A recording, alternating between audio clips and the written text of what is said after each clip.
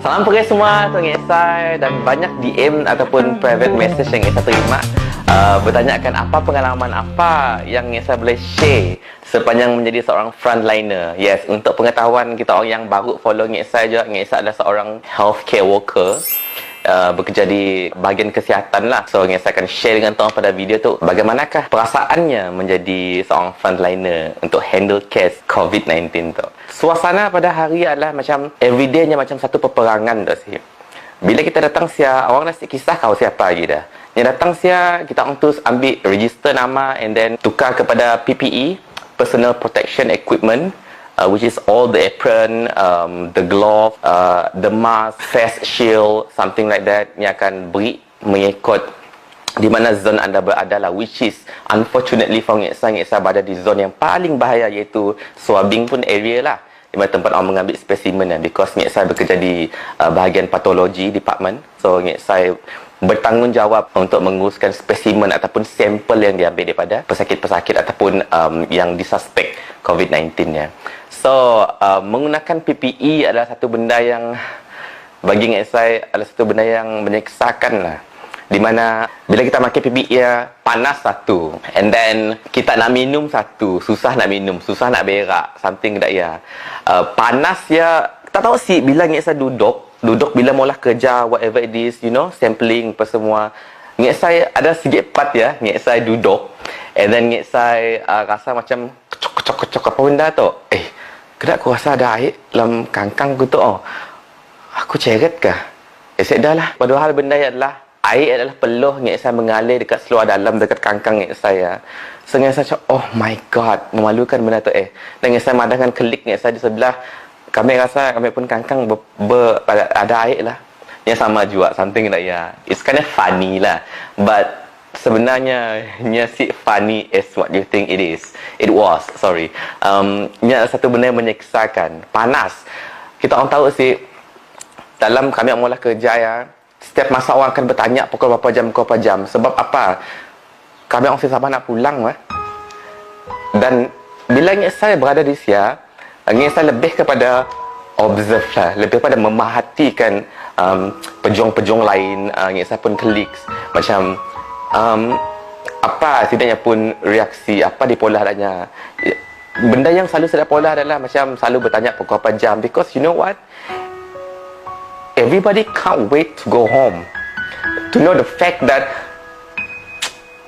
ada orang yang tersayang nunggu di rumah lah, faham sih. So benda yang adalah menyentuh hati saya. Macam saya pun macam I'm so sorry. Macam saya pun ada family juga, ada parents.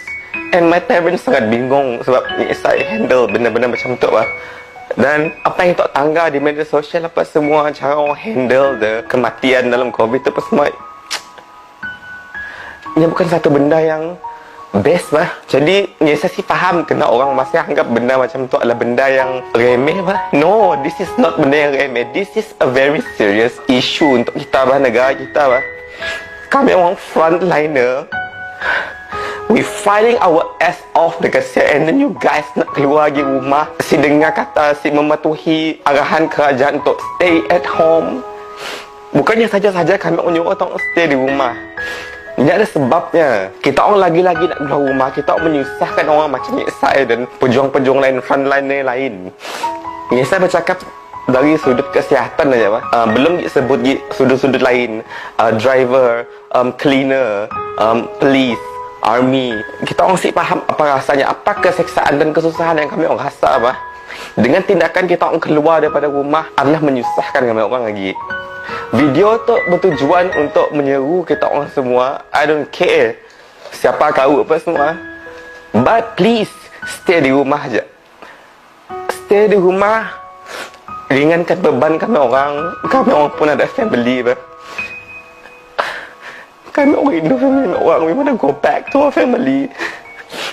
Saya pun sendiri adalah seorang kawan, adalah seorang jiran, adalah seorang anak.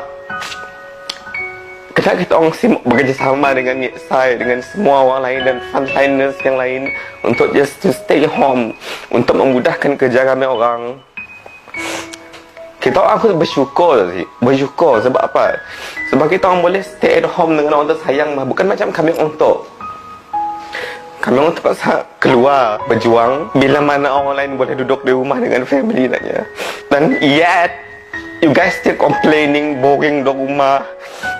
Mungkin kita orang rasa saya tu macam okay, emotional gila pasal benda tu kan. Because why? Kena tak sih? Kena sebab kami orang berada di situasi ya. Jadi saya kena tu, I'm not being selfish or so whatever. I'm not trying to be popular or viral or so whatever. I've been there, done that.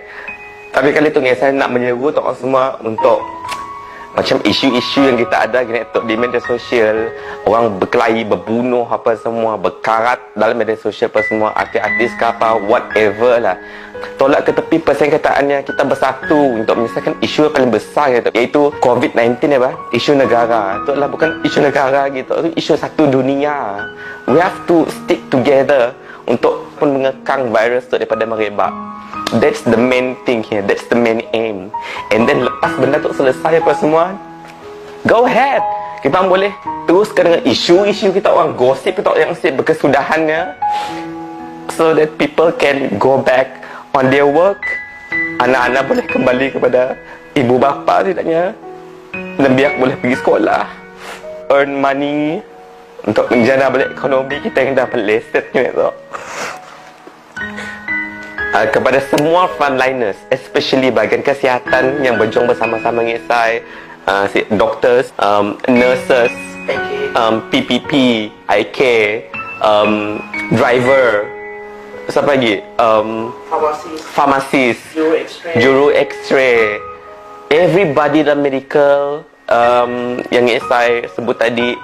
Dan tidak lupa juga kepada sidak yang lain, macam driver untuk GrabFood ke apa ke, Foodpanda, also yang deliver kita pun makanan di mana kita dalam tempoh kawalan pergerakan, cleaners, abang-abang handsome yang ambil sampah tiap pagi apa semuanya. I'm so touched dengan kerjaya tidaknya ya. Please, Aska, thank you so much. Please, bersabarlah, bertabahlah dalam mengharungi benda tu. You guys are not alone. I'm here for you guys as well. Nggak saya tak orang lah, tapi nggak saya personally rindu dengan family. Pasal nggak saya mau raya. Of course mau ngabang rumah kawan yang gawai juga pula. Nggak saya rindu laut, rindu nak bersosial di luar dengan orang. I don't know you guys. Jadi muntah rindu pada macam ni. Please, stay at home and help us untuk mengekang benda tu, to stop this thing once and for all. Ni saya dan frontliners yang lain, saya akan dapat mula benda tu bersendirian. We need your help. Jangan padah kita orang ada peranannya. Setiap individu ada peranannya masing-masing. Peranan kita orang mungkin duduk di rumah, peranan kami orang mungkin di depan, frontliner yang berjuang depan tak orang.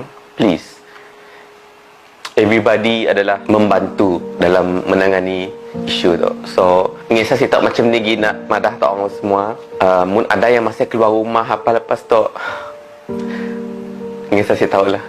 Sebagai seorang juru teknologi makmal patologi perubatan, ingin saya menyeru kita orang semua untuk help us untuk stop benda tu. Apa lagi ya? What else can I say?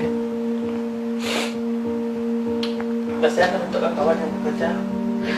Dan thank you. Dan kepada semua frontliners yang lain, pejuang-pejuang bersama dengan saya, sama barisan dengan saya, sekisah sekecil ni pun kita pun servis dalam kita pun organisasi, kita membantu. Know that kita jangan dengan orang kerja je mesti banyak lah. Yang tu kerja je bahaya lagi, yang tu kerja je si bahaya. No, everybody adanya pun peranan. So jangan nak dengan orang lain ada kerja lah, kerja kau sikit kakak awak faham berbunyi macam ni. Kerja aku katnya banyak pun jangan. Setiap orang memainkan peranannya pun. So semua orang ada tanggungjawab. Saya pun ada tanggungjawab. Jadi jalankan tanggungjawab masing-masing. Bersama-sama kita boleh mengekang virus tu dan stop it once and for all. I wish you guys good luck. Ngisa pun sabar nama video lain untuk orang juga. Ngisa pun rindu mana dengan kata orang tetap pergi gelak ketawa dengan video ngisa. I miss that. Unfortunately, ngisa ada responsibility yang lebih besar di luar. Akhir kata, seperti yang ngisa pernah baca di media sosial, virus tu asyik bergerak. Yang bergeraknya manusia. So, stay je di rumah. So, virus asyik merebak. Okay? Thank you so much. Hadapi dengan senyuman semua yang terjadi, biar terjadi. Hadapi dengan tenang jiwa, semua kan baik-baik saja. Bila ketetapan Tuhan sudah ditetapkan, tetaplah sudah. Tak ada yang bisa merubah dan takkan bisa